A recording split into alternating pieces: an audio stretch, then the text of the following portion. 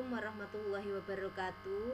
Pada pertemuan kali ini kita masih akan membahas tentang materi alur proses produksi. Di sini kemarin kita sudah mempelajari beberapa tahapan yang banyak dijumpai pada proses produksi suatu produk, baik itu barang atau jasa, tapi kemarin itu lebih banyak ke arah barang ya.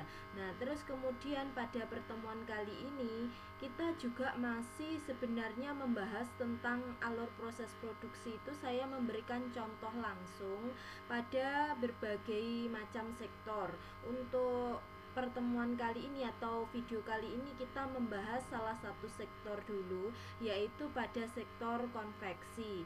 Nah, di sini itu saya sudah memberikan gambar bagan tahapan atau alur dari proses produksi pada sektor konveksi.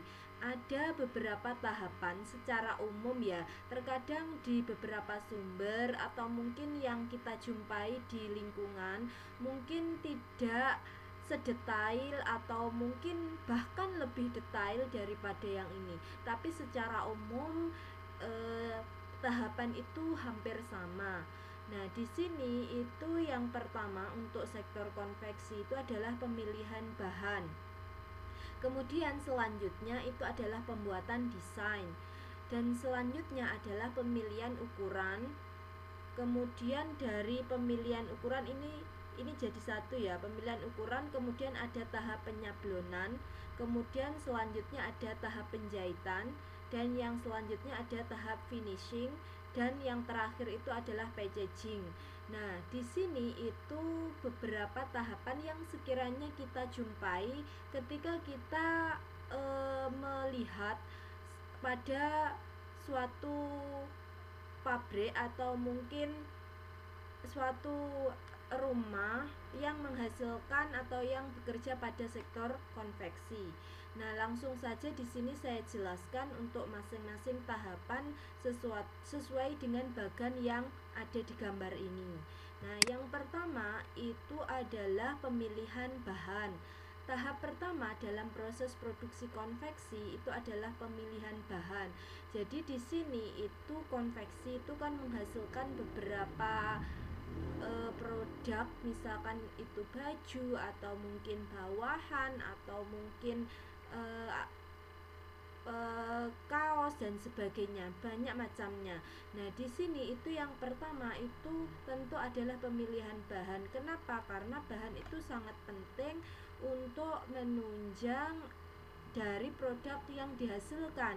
Nah, bahan yang biasa digunakan adalah cotton atau katun. Nah, itu yang paling banyak digunakan. Kenapa? Karena bahan katun itu kan mempunyai keunggulan daripada kain-kain yang lain. Jadi di sini kalau kain katun contohnya dia mudah menyerap keringat seperti itu. Ada beberapa jenis bahan katun yang sering digunakan untuk kualitas distro adalah jenis katun combat. Selain katun, ada pula jenis bahan polyester. Pemilihan bahan disesuaikan dengan kebutuhan atau bisa juga berdasarkan pemesanan. Jadi di sini terkadang sektor konveksi itu bekerja berdasarkan pesanan, tetapi juga ada juga yang memutuskan untuk ready stock seperti itu. Jadi dia memasok dari toko-toko atau mungkin sektor-sektor yang lain. Nah, seperti itu. Beberapa bahan yang banyak digunakan itu adalah katun atau polyester dan sebagainya. Sebenarnya ini juga seperti yang sudah saya ungkapkan tadi, tergantung dari kebutuhan atau mungkin yang banyak diminati pasar, atau juga mungkin dari pesanannya itu menginginkan bahan apa. Nah, itu semua dipikirkan dalam fase atau tahapan pemilihan bahan ini. Sudah? Kemudian yang selanjutnya adalah pada tahap pembuatan desain. Dalam pembuatan desain sebaiknya selalu melihat minat pasar terhadap desain-desain yang sedang diminati. Pembuatan desain dilakukan oleh bagian desain. Selain dibuat oleh bagian desain, ada juga pelanggan yang telah membuat desain sendiri. Sebelum memulai penyablonan, desain harus dikonfirmasi terlebih dahulu kepada pelanggan. Jadi di sini itu jika sektor konveksi atau produsen itu melakukan ready stock atau menyuplai toko-toko misalkan, maka di sini sebaiknya dalam membuat desain itu melihat minat pasar. Sekarang yang lagi tren itu yang model seperti apa atau yang desainnya seperti apa, terutama jika itu menyangkut perempuan ya, menyangkut sektor konveksi atau baju-baju perempuan. Kenapa? Karena itu sangat dinamis. Setiap periode itu gampang berubah. Selera masyarakat, selera perempuan itu yang diminati apa itu mudah sekali berubah. Beda dengan sektor yang laki-laki. Kalau laki-laki cenderung statis atau tetap. Yang penting biasanya kalau laki-laki itu adalah kualitasnya, bahannya itu yang paling penting. Kalau modelnya biasanya ya hampir sama, itu saja. Kemudian jika misalkan dia dilakukan produksi berdasarkan pemesanan, maka di sini tentu harus disesuaikan dengan apa yang dibutuhkan oleh pemesan. Jadi kalau misalkan pemesan menginginkan seperti ini, maka bagian desain pun juga harus menyesuaikan, harus saling bekerja sama, harus istilahnya apa, saling konfirmasi, oh keinginan saya seperti ini, kemudian bagian desain itu berarti dia akan mewujudkan apa yang diminta oleh pemesan, seperti itu. Jadi di sini itu pembuatan desain itu harus dibuat secara hati-hati, karena bagian atau tahapan pembuatan desain itu yang akan menentukan seperti apa wujud dari produk yang diproduksi. Kemudian selanjutnya adalah pemilihan ukuran. Di sini kalau misalkan dalam dunia konveksi itu ada beberapa standar pola terhadap ukuran S, M, L, dan XL. Jadi di sini itu biasanya sudah disepakati secara umum. Kalau mungkin ada perbedaan ya mungkin sedikit saja. Ada juga ukuran free size untuk produksi massal. Pemilihan ukuran dilakukan sesuai dengan permintaan pelanggan. Jadi jika misalkan itu berdasarkan pemesanan. Tapi kalau misalkan kita ready stock atau mungkin tadi kita menyuplai toko, maka di sini kita menggunakan ukuran standar. Jadi itu adalah tahapan pemilihan ukuran. Kemudian yang selanjutnya adalah tahapan pemotongan atau cutting.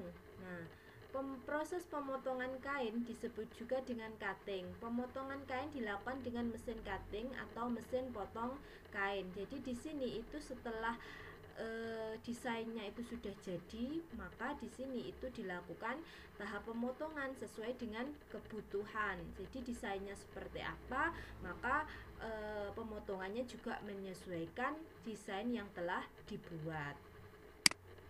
Kemudian selanjutnya adalah tahap penyablonan. Setelah kain dipotong dan menjadi pola, tahap selanjutnya adalah penyablonan. Penyablonan bisa dilakukan di bagian khusus sablon atau dapat juga memanfaatkan jasa tukang sablon. Pilihlah tukang sablon dengan keahlian dan kualitas sablon yang baik. Jadi di sini biasanya itu kalau yang konveksi itu kan produksi massal seperti itu, dan banyak yang memanfaatkan jasa tukang sablon. Jadi menggunakan sablon pada bagian gambar depan baju atau kaos. Nah seperti itu kalau misalkan yang konveksi dengan menghasilkan barang yang diproduksi massal, biasanya seperti itu. Kalau misalkan nanti tahap penyablonan ini tidak dibutuhkan atau tidak dilakukan, bisa di skip atau dihilangkan. Jadi pada proses produksi suatu barang itu fleksibel, jadi tidak kaku harus dilakukan, tetap sesuai dengan permintaan atau tetap sesuai dengan kesepakatan dari produsen itu sendiri. Kemudian yang selanjutnya adalah tahap penjahitan. Setelah potongan kain, pola kain selesai disablon, tahap selanjutnya adalah penjahitan kain. Penjahitan dilakukan oleh bagian penjahitan. Tahap penjahitan dilakukan dengan menggunakan beberapa mesin, antara lain mesin jahit, mesin obras, mesin overdeck, tergantung dari bagian yang dijahit. Atau penjahitan kerah dalam berbeda dengan penjahitan lengan misalnya, dan jenis jahitan yang diinginkan. Jadi pada tahap penjahitan itu sesuai dengan apa yang sudah didesain. Jadi kalau sudah dipotong, disablon, kemudian waktunya dijahit. Nah, di sini ketika menjahit itu tentu disesuaikan dengan kebutuhan. Mesin jahitnya kan banyak, ada mesin jahit obras, overdeck dan sebagainya. Jadi tergantung apa yang sedang dijahit. Biasanya di sini itu dilakukan oleh karyawan pada bagian penjahitan. Jadi di sini pada sektor konveksi itu kalau kita lihat dari beberapa tahapan tentu membutuhkan sumber daya yang juga banyak, terutama kalau konveksi itu sudah besar. Jadi ada yang bekerja pada bagian desain sendiri, ada yang bekerja pada tahap pemotongan sendiri, ada yang bekerja pada tahap penjahitan sendiri, dan itu dilakukan oleh orang yang sudah mempunyai skill seperti itu. Belum tentu orang yang bisa menjahit itu akan ahli di bidang desain, itu juga belum tentu. Sebaliknya, kalau misalkan orang yang ahli di bidang desain misalkan, belum tentu dia sangat mahir menjahit, mungkin sekedar bisa, itu oke.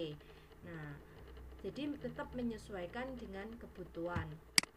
Kemudian yang selanjutnya adalah tahap finishing. Nah, setelah tahap penjahitan selesai dilakukan, tahap selanjutnya memasuki proses finishing.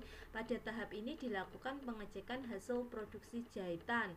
Jadi jahitannya bagus atau belum. Kalau misalkan jahitannya sudah bagus atau sudah rapi, maka di sini biasanya dibersihkan, benangnya dirapikan seperti itu.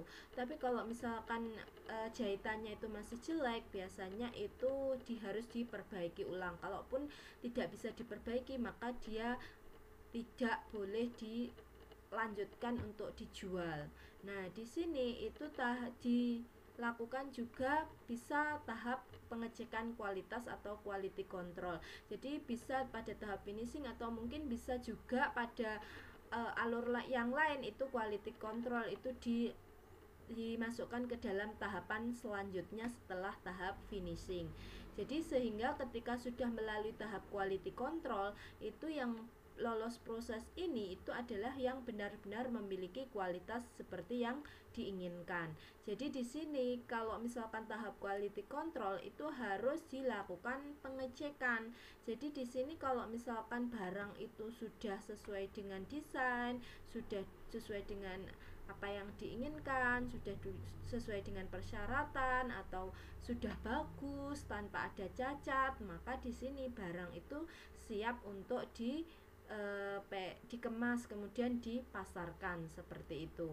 Tapi kalau misalkan tidak lolos quality control, itu kalau bisa diperbaiki ya diperbaiki, tapi kalau tidak bisa maka tidak boleh dilanjutkan untuk dijual. Kenapa? Karena itu nanti akan mempengaruhi kepuasan konsumen. Kalau misalkan konsumennya tidak puas, maka nanti juga akan berpengaruh pada perusahaan atau branding dari perusahaan yang menghasilkan produk tersebut. Terus kemudian selanjutnya adalah yang terakhir, itu adalah packaging. Packaging itu adalah pengemasan. Jadi proses akhir dari produksi konveksi adalah tahap pengemasan. Tahap ini bisa dilakukan dengan berbagai macam jenis kemasan. Kemasan plastik bening adalah kemasan yang banyak digunakan karena alasan kepraktisan dan ekonomis. Jadi di sini itu setelah lolos quality control, maka barang yang sudah diproduksi itu dilakukan pengemasan untuk melindungi produk, terus kemudian mungkin untuk menarik perhatian konsumen dan sebagainya. Nah, kemudian juga untuk mendistribusikan agar lebih mudah seperti itu, sehingga nanti pemasarannya juga aman seperti itu. Setelah ini, pada tahap packaging ini, maka di sini jangan lupa untuk memperhatikan bahan dari kemasannya. Kalau misalkan produknya konveksi, itu yang paling banyak digunakan biasanya adalah plastik bening. Kenapa kok bening? Agar kelihatan produknya. Biasanya kalau konveksi mungkin dari segi warnanya itu kan juga akan mempengaruhi selera konsumen. Terus kemudian juga praktis dan ekonomis karena biasanya kemasan plastik itu jauh lebih murah. Nah, itu adalah pada tahap packaging. Kalau sudah biasanya ini nanti kemudian dilakukan pada tahap pemasaran. Sudah untuk pertemuan kali ini itu saja contohnya. Mungkin di beberapa pertemuan ke depan juga saya akan memberikan contoh alur proses produksi di sektor yang lain. Kalau yang ini tadi adalah contoh alur proses produksi pada sektor konveksi. Jadi tidak harus kaku pada tahapan itu ya. Jadi bisa fleksibel sesuai dengan produsennya. Jadi kalau misalkan produsen sekiranya tidak membutuhkan tahapan ini, itu yang penting produk itu bisa dihasilkan ya tidak apa-apa. Seperti tadi misalkan tahap penyablonan, kalau pada tahap itu tidak dibutuhkan maka tahap penyablonan itu di skip juga tidak masalah. Sudah bisa dipahami? Nah, kalau sudah, terima kasih untuk pertemuan kali ini. Semoga apa yang saya sampaikan itu bermanfaat. Saya akhiri, wassalamualaikum warahmatullahi wabarakatuh.